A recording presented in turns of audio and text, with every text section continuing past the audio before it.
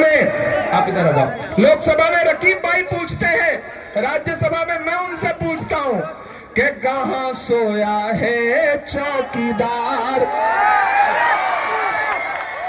कहां सोया है चौकीदार।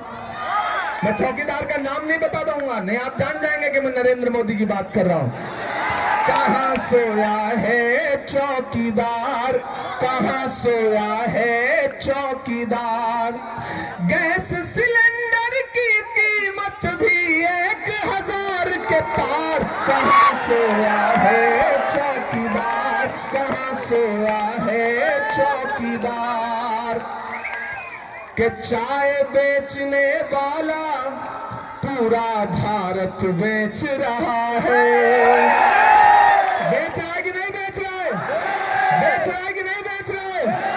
कि चाय बेचने वाला पूरा भारत बेच रहा है, इसी काम में हासिल उसे महारत बेच रहा है।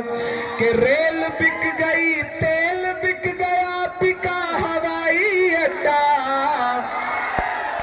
सब कुछ बिकता देख के खुश हैं अपने जेपी नड्डा। के जनता महंगाई की मारी करती हाहाकार, कहां सोया है चौकीदार, कहां सोया है